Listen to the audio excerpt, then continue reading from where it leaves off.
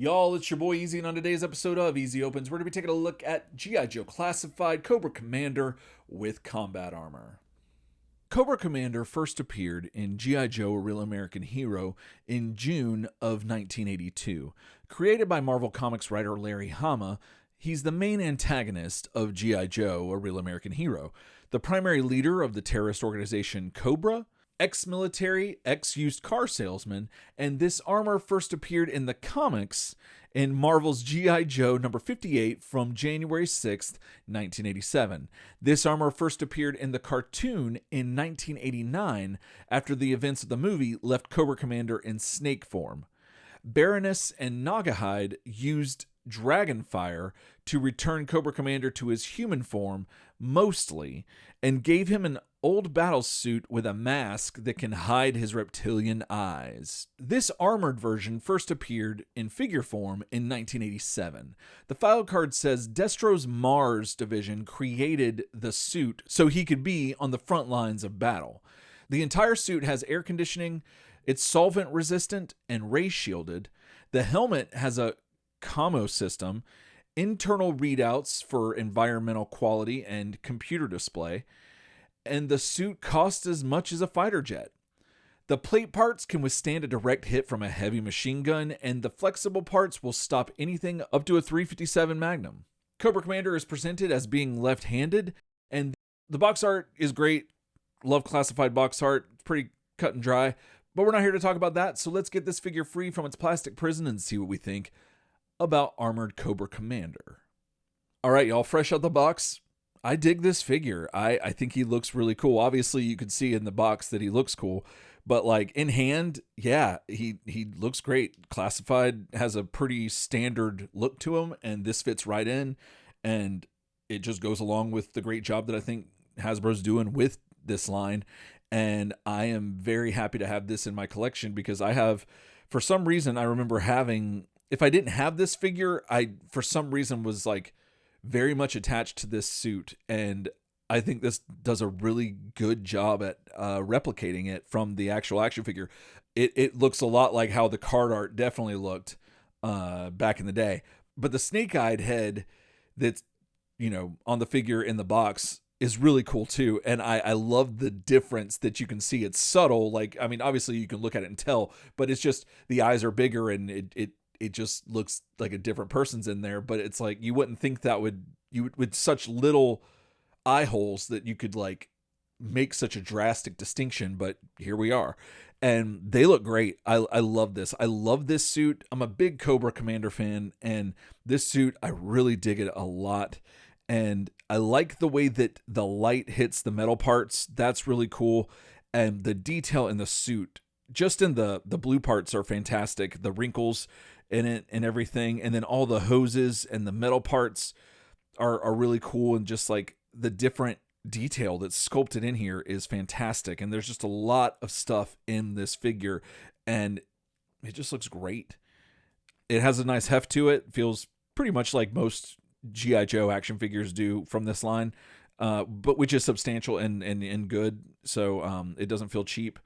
And I love that he has AC in it. Like that's something that, like, you don't really think about as far as these suits go, but yeah, no, of course he needs AC. And so I really like that fact to it, but like, I don't know that you can really notice it on the figure, but just knowing that makes me feel better about Cobra Commander inside of this suit. But yeah, the Cobra logo looks pretty cool. It's sculpted on the forehead, and then the one on the belt is really neat, but it's a little different. It's not the typical Cobra logo. It's a little fanned out and like a little bit more aggressive maybe, but it's sculpted as well, but it's only in gray. And then the paint looks great. The blues and the reds, the typical Cobra colors, look really good, but then throwing in the metallic kind of gray, silver, and black parts just really help to complement the figure and work really well with those colors and just give it a different visual dynamic. Yeah, I really love this figure. So, I mean, at least fresh out the box. So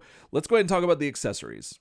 Cobra Commander comes with a backpack, quote unquote weapon, 5 hands, 2 heads, one with human eyes and one with reptile eyes, and a pet iguana named Serpentor that apparently is a reference to the episode Operation Dragonfire, where Cobra Commander uses an iguana to help mutate Serpentor back into a human iguana hybrid form for revenge. And I absolutely love that. So according to writeups.org, this version of Cobra Commander stands at 5 foot 11 inches tall and weighs around 195 pounds. This figure stands at 6.5 inches tall and weighs around 4 ounces. Now let's see how he measures up to some other figures you might have in your collection.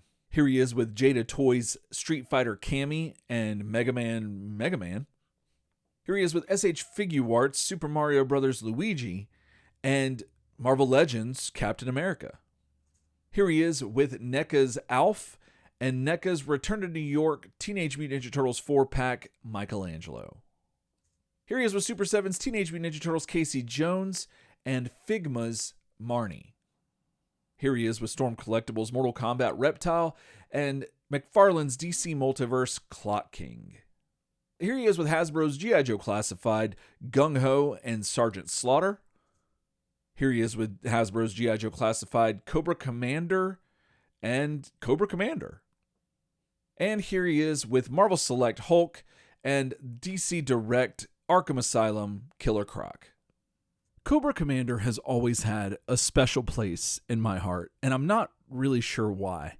I mean, he's the leader of an evil terrorist organization, so that should give me some pause, but ultimately, I think it comes down to his fashion sense, if I'm being honest. Something about his suits and outfits just slay? Hopefully I'm using that right. But either way, I do think that this one, though, in particular, is probably my third favorite Cobra Commander suit. The first being the metal plate, the second being the hood, and then third being this. But that doesn't mean I don't like it just as much. I still like this a lot, actually. And I think Hasbro did a great job bringing this figure into 6-inch plastic form. If you have G.I. Joe Classified figures, this is pretty standard fare.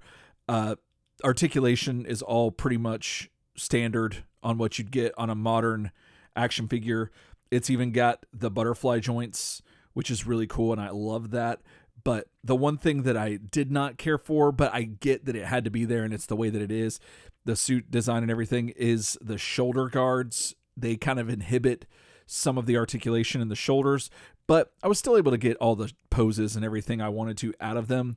I just worry about them breaking.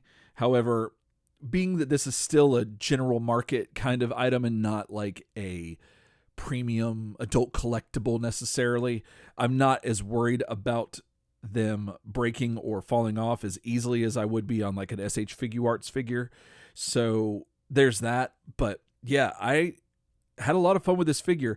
I didn't really get into too many dynamic poses with him because I found that I really just enjoy having Cobra Commander in shots where he's pointing and telling people where to go or what to do or just pointing at something. I get a ton of enjoyment out of that. But with this particular figure and this review, I found myself shushing a lot of other figures that are either normally yelling or just in general, just with their open mouths or whatever I could find. I just loved having him like, shh, shh, like, you know, put his finger up to their mouth. And yeah, I don't know. I just had a lot of fun doing that. So your mileage may vary with that. But still, like I said, all the articulation from a standard G.I. Joe Classified figure is here, and what you would expect from a modern 6-inch action figure from Hasbro, you could expect here. And it all works really well. And like I mentioned at the beginning, he looks great.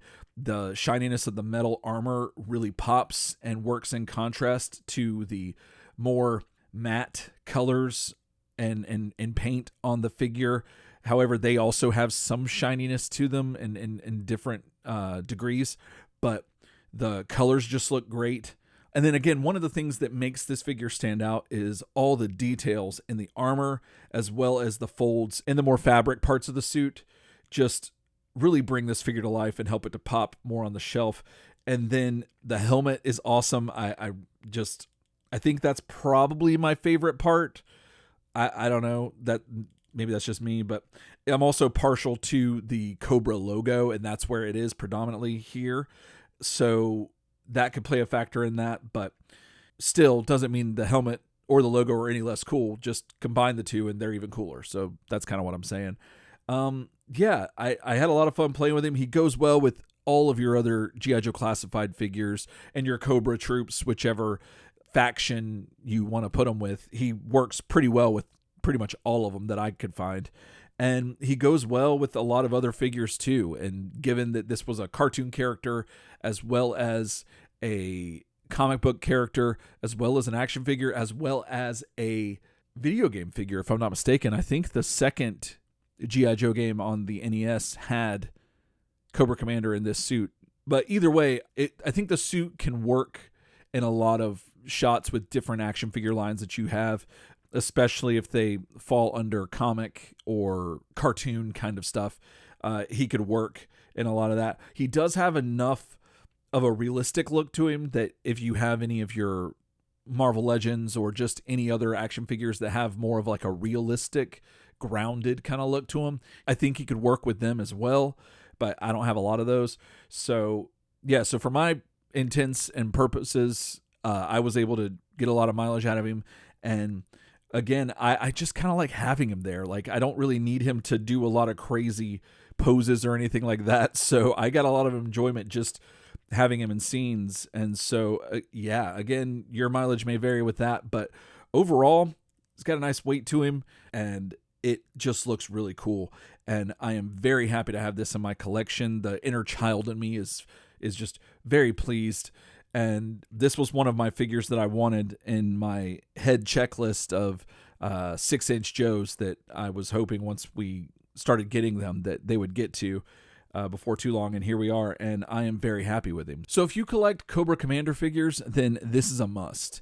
If you collect Snake Men, I think that this Cobra Commander will still count depending on the head that you use. If you only collect figures of evil leaders, then he'll definitely fit right in there. Or if you like characters with a breathing apparatus, then you will not be disappointed with Armored Cobra Commander. All right, well, that's going to do it for me today. Thanks so much for watching. And if you liked what you saw, hit the like button. If you want to see more from me, hit subscribe and let me know in the comments, what's your favorite Cobra Commander suit? Do you think he technically counts as a Snake Man? And yeah, what suit do you want to see them put out next for Cobra Commander? Let me know all that in the comments. And until then, else time.